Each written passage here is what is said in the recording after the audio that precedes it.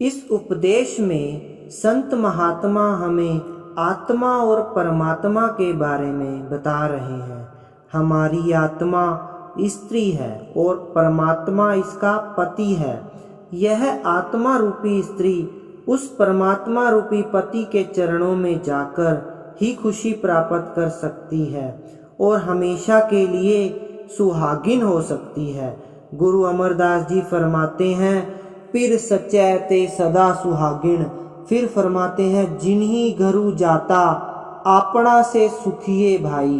अर्थात जो वापस अपने असली घर पहुंच जाते हैं वे सदा के लिए सुख और शांति प्राप्त कर लेते हैं। मौलाना रूम भी फरमाते हैं, इही जहां जिंदा ओ माँ जिंदानिया, हुफरा कन जिंदा व खुदरा व रिहा।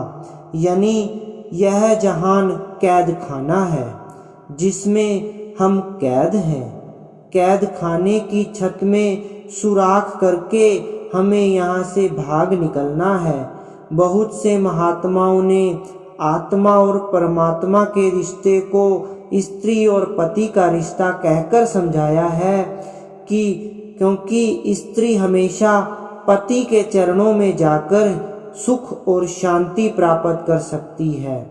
अगर एक स्त्री अपने पति के चरणों से दूर हो जाती है तो उसे चाहे दुनिया भर की इज्जत दे दे, कितना ही रुपया पैसा दे दे, उसके मन को कभी सुख और शांति नहीं मिल सकती। वह अपने प्रियतम या पति के प्यार में ही सुख और शांति प्राप्त कर सकती है।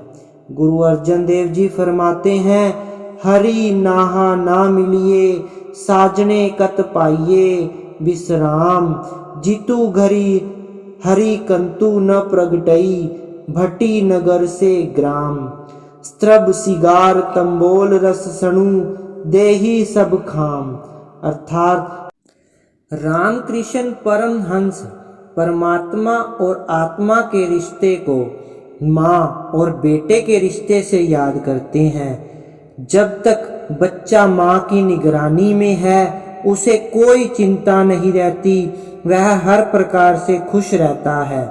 ईसा मसीह ने इस रिश्ते को बाप और बेटे के रिश्ते से याद किया है, क्योंकि जब तक बेटे के सिर पर बाप की छत्र छाया है उसे कोई गम या फिक्र नहीं हो सकता। इसी तरह हमारी आत्मा परमात्मा को पाकर ही सच्चा सुख और शांति प्राप्त कर सकती है।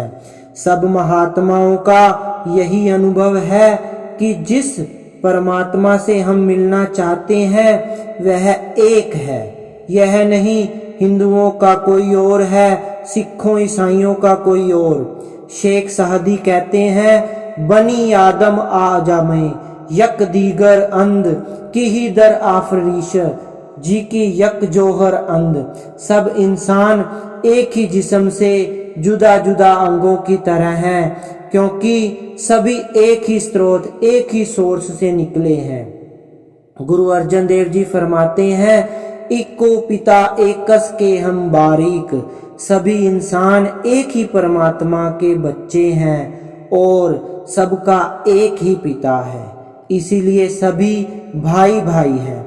गुरु नानक साहब फरमाते हैं, सबना जिया दा इक्को दाता। सिर्फ इंसानों को ही नहीं, संसार के सभी जीवों को पैदा करने वाला वह एक ही परमात्मा है।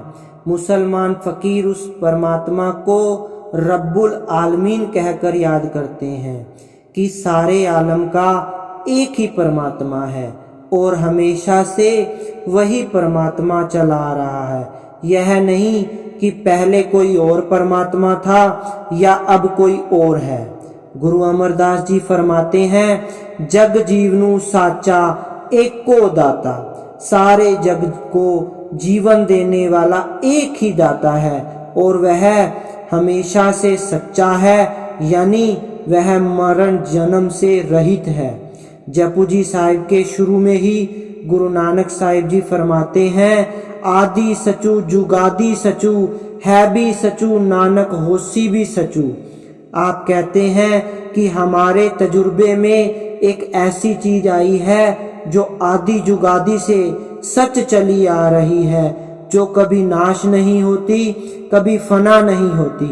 वह एक परमात्मा है जिसके महात्माओं ने हजारों नाम अपने अपने प्यार में आकर रखे हुए हैं। उस मालिक के अलावा जो कुछ भी हम आँखों से देख रहे हैं सबने नष्ट हो जाना है, फना हो जाना है। कोई भी चीज यहाँ स्थिर नहीं है। गुरु अमरदास जी फरमाते हैं, हरि बिनु सब कुछ मैला संत हूँ।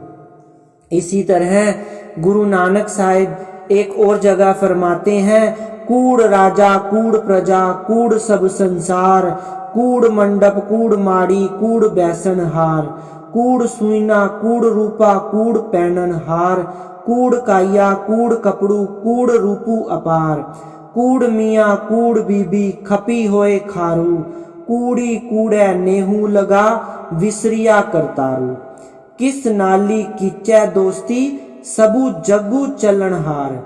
हमारा यह शरीर कूड़ है और नाशवान है, और इसके अंदर बैठकर जिस दुनिया को हम अपना बनाने की कोशिश करते हैं, जिसके साथ प्यार किए बैठे हैं, यह सब कूड़ है।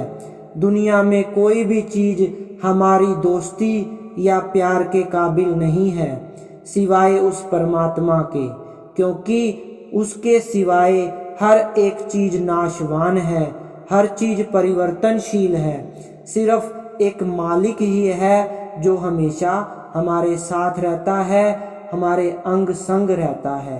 तो हमें इन संत महात्माओं के उपदेश से फायदा उठाना चाहिए और हमें उस परमात्मा को याद करना है और हमेशा याद करते रहना चाहिए।